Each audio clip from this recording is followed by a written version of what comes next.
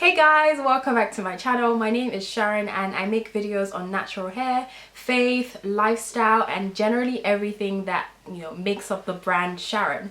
So please, if you haven't subscribed, please subscribe and hit the like button and also turn on the bell notification so you get notified each time I post. Okay, so today's video is going to be about my great, wonderful nation, Nigeria. Yes, Nigeria is a blessed nation. I put up a poll yesterday on Instagram and I was really fascinated by the results I got. So I'm basically going to be reviewing the results and giving my 2 cents on the topic. So yeah, stay tuned. So the first question I asked was, who is to blame for Nigeria's current predicament? 29% voted the government and 71% voted the people. Do I agree with this result?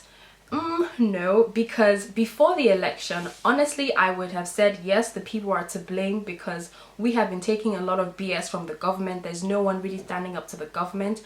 But after the elections, honestly, I think the people really stood up for their rights.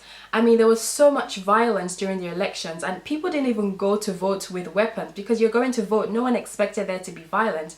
Yet they were still throwing stones. They were still, fighting these people that wanted to rig the elections. So that is a sign that Nigerians are tired. Enough is enough. And I honestly commend those that fought. And, it's so sad that a lot of people had to lose their lives.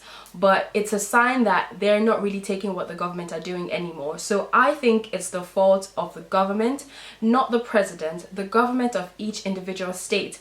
The president is one man. We have 36 states. He cannot oversee all the states. It's impossible. So I think each governor should try and start up projects for his state or for her state.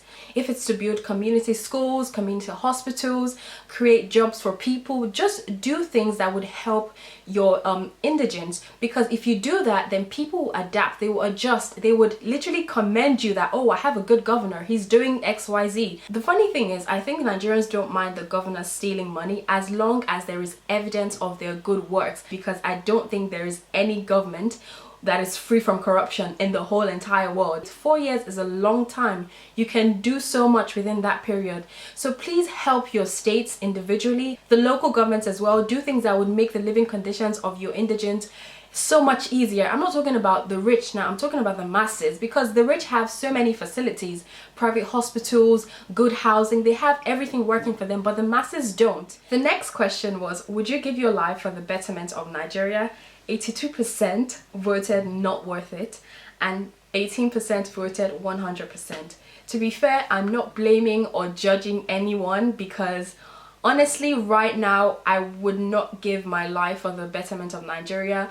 Not because it's not worth it, but I think it will be in vain because there is no movement or body or a figurehead that we can follow. Like during the period of racism, we had Martin Luther King, we had Malcolm X, we had Nelson Mandela. These were people that stood their grounds. But in Nigeria, I don't think there is anyone, maybe there is and I don't know about, but like I don't really know of anyone.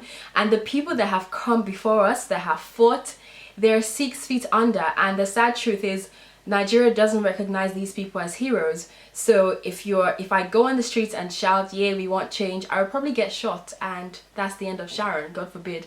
So I think there are ways we as individuals can start this change, which I will discuss in the next topic the next question, because it sort of like tallies. And the next question was, this change we so seek, when will it happen? 41% voted this generation and 59% voted the next generation, which is pretty fair. And I think us as individuals, we have to start the change the little way we can. Let's stop waiting for that someone or the government or the president to make this change, because if we are, we're probably going to be waiting for a very long time. Revolutions happen and they always involve the loss of lives. I think so many people have died for this cause in Nigeria and it's not worth it anymore. Like, violence is clearly not the way forward. And I'm going to explain how we can make this change by asking the question, should you come back to Nigeria? Now, like every society, we have 3 social classes: the upper class, the lower class, and the lower like every society, Nigeria has three classes: the upper class, the middle class, and the lower class. Although people argue that there is no middle class, just upper and lower class, but I think there is middle class because I classify myself as being in the middle class. So the upper class are people that their parents already have a business, their parents are influential, or they know people in power. You know, things are basically rosy. Should you come back to Nigeria? Hell yes, definitely come back to Nigeria. Come and take over your family business. You're young, you're still vibrant, you have so much energy, you have been exposed. Come back and be the change, be innovative, bring new ideas, and also influence people the way you can. Your parents clearly have a lot of money. Start up a little charity. You don't have to take care of 100 people, but the little you can cater for, help them in whichever way you can. Be that change, because these people have no one to look after them, so you can. Now the next set of people are the middle class. These are people that your parents don't really have a business for you to take over, and your connections are secondary. So maybe an extended family member, or your mom's friend at church. You know, it's not exactly from your parents. Should you come back to Nigeria? I think you should come back immediately after your bachelor's or master's, only if your connection or your plug tells you, come back, I have a job for you in my company. I think you should totally come back because, one, you can start building your career. And I don't know if this still happens in England, but when I was in England as a black person, there's a certain level you can reach in your career. It's just, you know, I don't know why, but it's just like that. But in Nigeria, the sky is your limit. You can keep rising higher and higher and climbing the ladder. So yeah, I would recommend coming back to Nigeria. Again, you have been exposed. A lot of businesses owned in Nigeria by foreigners. Why? Come back, start up your own business. I think Nigeria will be a great place for you. Why? Because there's so many basic things that we have in US and Europe that is not available in Nigeria. So you coming back and creating your own little niche, your own little market, I think it will be great for you because a lot of people will patronize you. But if your job in Nigeria is not certain and you have the opportunity to gain work experience where you are, I 100% recommend working for 3-4 years, gaining that experience, learning from the white man, and then later on come back to Nigeria and also develop your country. And lastly, we have the lower class, which makes up, sadly, more than 50% of Nigeria's population. If your parents have struggled to send you to the abroad and there is nothing left for you back home, honestly, it's not worth it. Like, just stay where you are, because if you come back, you're probably coming back to that same 1-room apartment or 1-bedroom with 7 kids.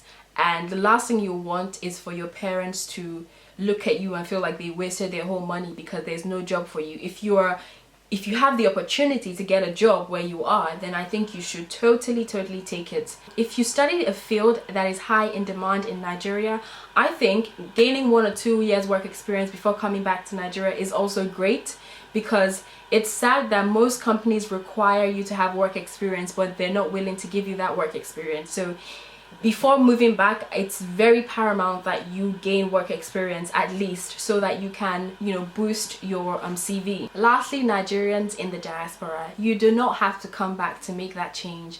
Change the way people view Nigerians. It's so sad that there are some people that talk so bad about Nigeria to Nigerians, and the Nigerians agree, yeah, my country is crap, blah blah. No! Tell them, no, my country is great, my country is this, my country is that. My country is, you know, just be so positive. Even if you know that Nigeria is the total opposite of what you're saying, just tell them, because what you tell people about your home, that is what they take. The same way that you would not talk bad about your family to somebody else. Let your family be Nigeria. Don't talk bad about Nigeria to anyone from any nationality. My group mates, they know me. You cannot talk bad about Nigeria. What? Are you mad? No way. Like, even if I know I'm chatting BS, but nah, Nigeria is the most beautiful land in my eyes. It's a land flowing with milk and honey, and we're actually a self-sufficient nation. It's just that our government have sold themselves short to the white man, and I know this change is going to come. I honestly know the change is going to come. We just have to start now, and you know, the next generation will carry on from where we stopped. And we have to also teach our kids what to accept and what not to accept, because what they see us do is what they're going to carry on doing. I just hope and pray that Nigeria becomes a better nation, and any way you can, please be that change. There's this Christian song that goes, the change I want to see must first begin in me. So you change your mentality, change your mindset, and also influence people the way you can. If God has placed you in a position where you have affluence and you have wealth to an extent, please help the helpless. Be the voice, just do little things for them. It will go a long way. You may not be able to help all the kids on the streets, but that 2-3 kids that you help, trust me, it will go a long way for them and their family, okay? And another thing the Nigerian government does that really gets me angry is we don't know how to nurture talent or people that are skilled. This guy, I don't know his name, the I never experienced guy. I'll put a link in the description box. Go watch the video. When he ran for Nigeria, we were all making mockery of him. We totally forgot his talent, that he could run. It was just his bad English we remembered.